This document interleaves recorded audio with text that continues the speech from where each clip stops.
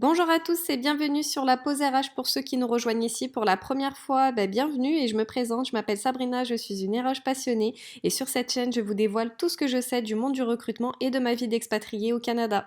Et dans cette vidéo, on va parler de la culture au travail ici au Canada et plus précisément au Québec puisque c'est l'expérience que je peux vous partager. Donc c'est parti, je vais essayer de classer ça un petit peu avec des catégories, on va dire, je voulais pas faire avantage-inconvénient, on va plutôt dire ce que j'ai aimé et ce que j'ai moins aimé, et puis au moins ça pose tout de suite les bases pour vous dire que c'est vraiment mon ressenti à moi et que c'est pas forcément l'expérience que vous allez vivre, après c'est à vous de vous faire votre propre idée. Alors, ce que j'ai le plus aimé ici dans mon expérience de culture au travail au Québec et particulièrement à Montréal, puisque c'est l'expérience que j'ai pas travaillé ailleurs dans le Québec, c'est vraiment principalement à Montréal. Donc la première chose, c'est vraiment la tolérance et l'ouverture d'esprit dès l'entretien d'embauche. Donc ça vraiment, là je vais le comparer beaucoup à ce que j'ai vécu en France. Donc en France, vraiment dès l'entretien d'embauche, dans les deux sens, hein, que tu sois candidat ou recruteur, je trouve que voilà, en France c'était plutôt assez fermé. Ici c'est très ouvert d'esprit dans le sens où vraiment on va aller chercher la personne que tu es, les compétences que tu as et on va aller au-delà un petit peu de ce que les yeux peuvent nous montrer. Donc ça c'est vraiment la première chose que j'ai appréciée ici et pour vous partager un petit peu des exemples concrets. Donc moi je suis de confession musulmane. Pour ceux qui me suivent sur Instagram, vous le savez et si c'est pas déjà fait, je vous invite à me suivre sur mon compte Instagram. On échange plus qu'ici, surtout pour participer aux prochaines vidéos et me donner vos avis.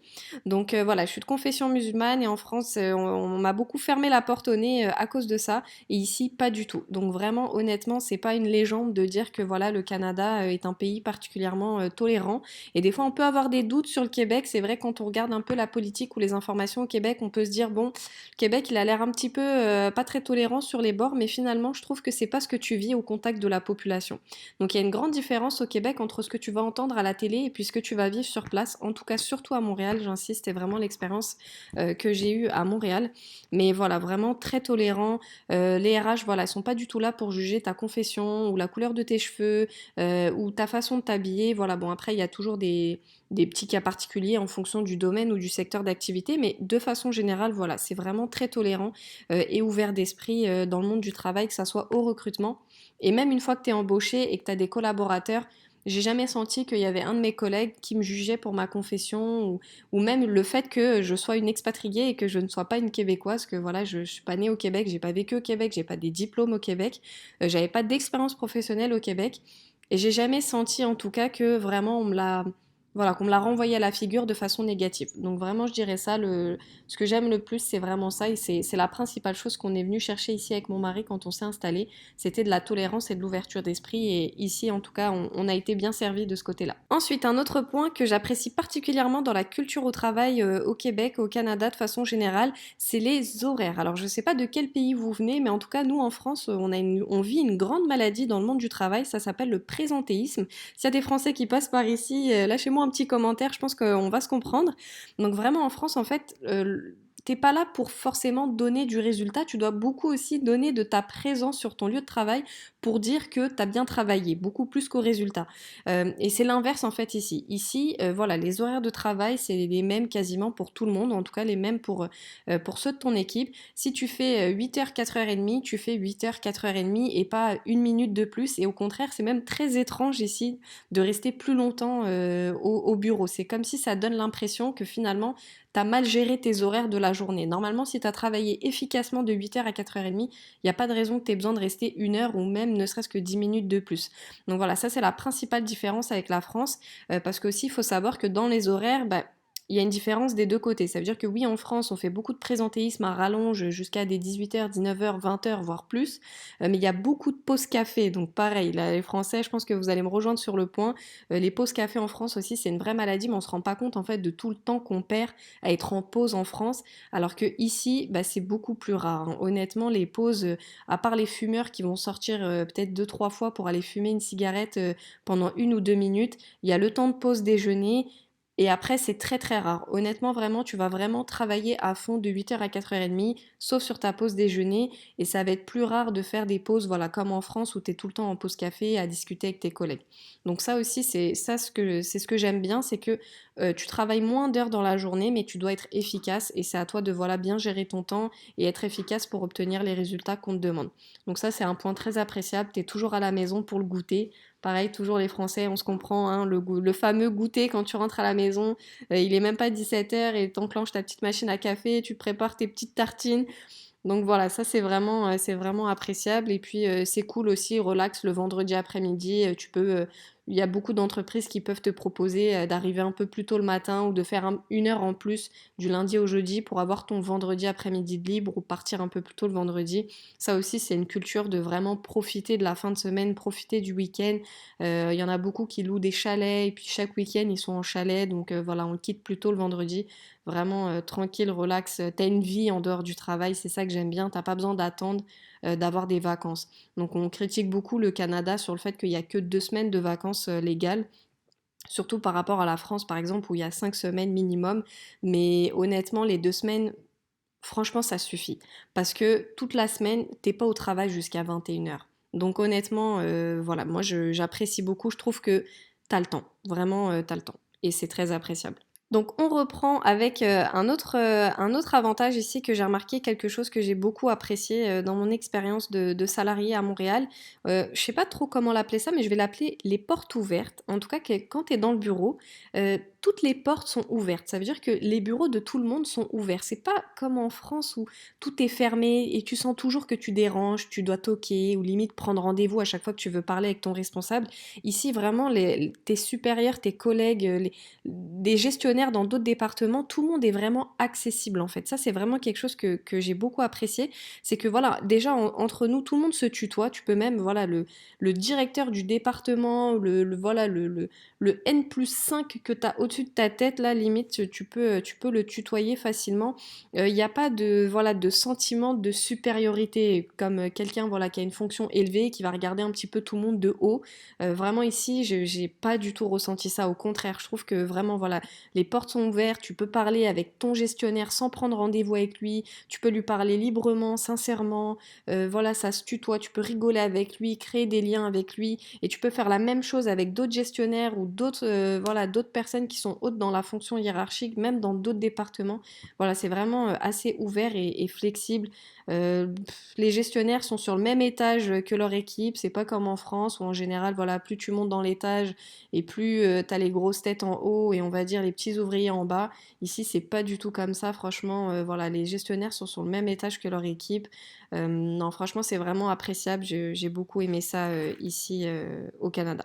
Ensuite, on enchaîne avec un autre point que j'ai également aimé, c'est qu'ici, il y a beaucoup d'efforts qui sont mis pour créer une cohésion d'équipe. Donc, il y a beaucoup d'activités de groupe qui sont organisées avec les collègues.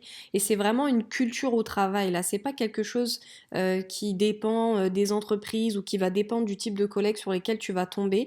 Là, c'est une culture vraiment à travers le Québec, le Canada de façon générale, de créer des liens avec son équipe et d'organiser des activités voilà, des restaurants ensemble, des activités de groupe ensemble pour resserrer les liens. C'est vraiment, et puis ça aussi, c'est agréable pour mieux travailler après en équipe. Donc voilà, là ça fait un peu le tour, on va dire, de ma petite expérience de salarié à Montréal, puisque j'ai pas non plus 10 ans d'expérience en tant que salarié. J'ai travaillé, je pense, un tout petit peu plus qu'1 an, et puis après j'ai ouvert une entreprise. Donc j'ai quitté ce monde-là, donc j'ai pas non plus voilà, une grande expérience là-dessus, mais en tout cas du peu que j'ai fait, on va dire ça, c'est ce que j'ai aimé. Après, bien évidemment, je vais pas vendre du rêve, forcément, il y a des choses que j'ai moins appréciées, puis ça reste vraiment personnel. Voilà, je vais être honnête avec vous et vous partager principalement les deux petits points que j'ai moins aimés dans mon expérience ici de salarié. Mais voilà, à vraiment apprendre avec des pincettes, c'est mon partage d'expérience à moi et ça veut pas dire que vous allez le vivre comme ça ou que c'est quelque chose qui est vraiment général et établi au Québec ou au Canada. Donc les choses que j'ai moins aimées, on va dire, il y a juste deux petits points sur lesquels voilà, ça m'a un petit peu frustrée dans mes expériences. La première chose, on va dire, c'est les strates hiérarchiques. Donc vraiment, j'ai trouvé que dans mes expériences, et encore une fois, je le précise, j'ai fait que 2 entreprises, mais j'ai voilà, récolté quand même quelques témoignages autour de moi. Je pense que c'est quelque chose qui se retrouve également ailleurs, c'est dans le sens où il y a beaucoup de hiérarchie. La hiérarchie est très présente. Alors autant je parlais de portes ouvertes, oui, ils sont accessibles, oui, tu peux les tutoyer, oui, c'est flex en termes de relationnel, mais en termes de processus décisionnel, du coup, c'est long, ça alourdit le processus décisionnel. Quand il y a quelque chose de nouveau qui doit être mis en place, et ben ça doit passer par beaucoup de personnes. L'information doit remonter sur plusieurs couches à la fois dans le même département, et du coup, c'est un peu pesant. Donc moi, ça, c'est quelque chose, voilà, un petit point que j'ai moins apprécié, c'est trop de couches hiérarchiques en fait. Je pense que ça dépend aussi du contexte économique. Voilà, le contexte économique de la France, par exemple, et celui du Québec n'est pas le même. En France, ça coûte très cher d'avoir des employés. Donc en France, en gros, si on peut payer une personne pour faire le boulot de 3 employés en même temps, ben, c'est sûr qu'on va pas se gêner. Alors qu'ici, peut-être que les entreprises sont un peu plus à l'aise financièrement. Donc elles peuvent en fait se permettre de mettre plusieurs gestionnaires comme ça dans le même département. Mais en tout cas, voilà, moi, c'était pas ce à quoi j'étais habituée. Donc ça m'a un petit peu perturbée, j'ai moins apprécié ce point-là. Et puis le deuxième point également que j'ai remarqué qui m'a moins plu, au niveau de la mobilité, je trouve, enfin, je travaille dans le recrutement. Et en fait, convaincre, que ça soit recrutement en interne, pour convaincre les recrutements en interne, ou même maintenant que j'ai une agence, convaincre des clients pour recruter des personnes, il y a un petit peu moins d'ouverture d'esprit sur l'intercompétence et les profils atypiques. Et ça, c'est un truc, je m'y attendais pas. Et j'ai pu échanger avec d'autres personnes qui habitent ailleurs dans le Canada. J'ai des amis qui habitent ailleurs dans le Canada, par exemple en Ontario. Et ça s'est pas vérifié en Ontario. Ça, je pense que c'est plus quelque chose, en tout cas, que j'ai expérimenté au Québec. Donc, c'est dans le sens où si vous avez un profil atypique, que vous avez plus des intercompétences plutôt que la compétence précise qui rentre dans une boîte fixe et qui est claire et compréhensible au premier abord, c'est peut-être plus difficile de se faire recruter et plus difficile de convaincre les gestionnaires ou le département des ressources humaines. Voilà, on a un peu du mal ici à faire confiance aux profils atypiques qui sortent un petit peu de la boîte ou qui ont des diplômes aussi connexes. C'est un peu plus voilà, c'est un peu plus compliqué. Ça, c'est quelque chose que j'ai remarqué. Voilà, ici on aime bien le profil qui est parfait, qui est clair. Voilà, on sait que hop, ça rentre dans une boîte. Et on a un peu plus de mal à être flexible, voilà, sur les bords avec les différences de profil et de diplôme. Ça, c'est quelque chose, voilà, que j'ai remarqué, mais pareil, c'est mon ressenti à moi personnel. Ça fait pas 15 ans que je vis au Québec. Peut-être que je me trompe, peut-être que c'était juste sur les deux entreprises que j'ai faites que j'ai ressenti ça comme ça. Mais voilà, comme je disais, c'est vraiment mon ressenti. Mais voilà, il n'y a y a rien de méchant ou en tout cas de rédhibitoire. C'est juste les deux petites choses, moi, que j'ai notées qui étaient peut-être moins appréciables par rapport à mon expérience en France. Donc c'est déjà fini pour cette vidéo qui vous a expliqué un petit peu mon ressenti, mon partage d'expérience sur la culture au travail au Québec.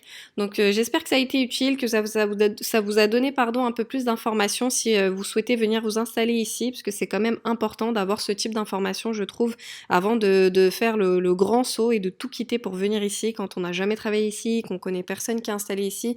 Ça peut être difficile. Moi j'ai moi-même été souvent à la recherche de ce type de contenu sur YouTube et c'est pour ça qu'aujourd'hui je vous partage mon expérience. Donc si vous avez d'autres questions ou d'autres thèmes que vous souhaitez aborder, n'hésitez pas à me le dire en commentaire, ça me fera plaisir de créer une vidéo spécialement pour vous et on se retrouve bientôt sur la pause RH.